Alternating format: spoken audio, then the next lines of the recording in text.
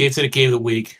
Game I've talked about a lot since it came out. It honestly, like last year, it was one of my favorite games. I think it was last year. Yeah.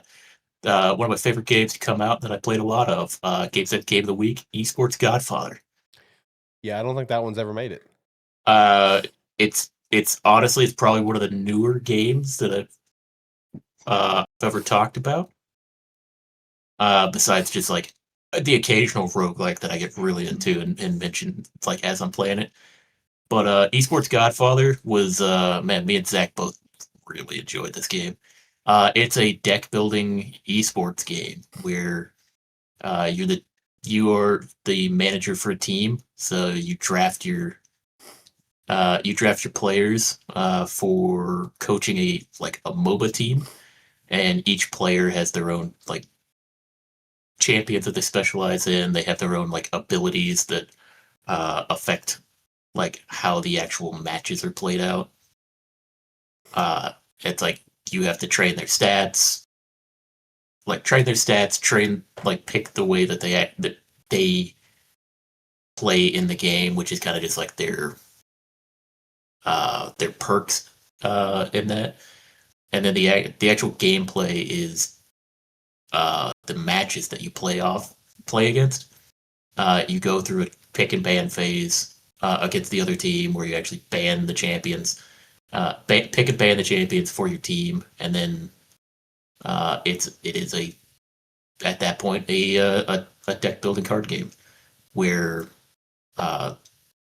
it kind of the resources build up and the game kind of auto plays itself for a period until you build up enough resources, and then you start playing cards for your turn to determine the outcome of the match.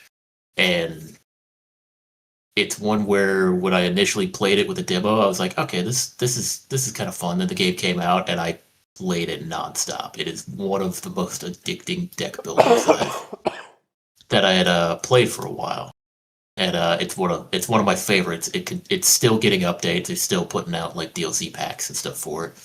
And one of the fun things about the game is it is a like an esports MOBA game, but as you play through it and go through each season of it, there's balance patches for like the champions in game. So it's like they'll change how the pick and ban phase works. They'll change how the stats of the champions in game. They'll change how the cards for each character work. So it's one where it's like as you play through the game, and you get deeper and deeper into it, man, a lot of the mechanics are vastly different from where they start out at, and it becomes a lot of fun.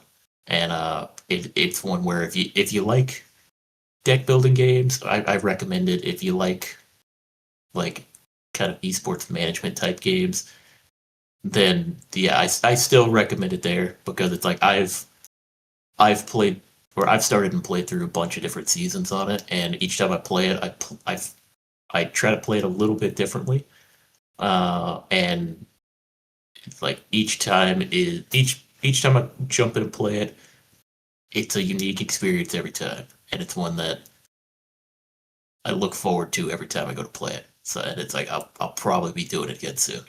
Nice. But yeah, Gamestetic Game of the Week, Esports Godfather. Go check it out. Nice. Yeah. No, I know whenever we were doing our bracket, depending on how that game fell, you and Zach were about to push that thing to the finals. It did not fall if the it right wouldn't way. have, if it didn't fall unfavorably, Yeah. me and Zach would have teamed up to push that thing to the finals. Yeah. No, you guys were extremely addicted to that game.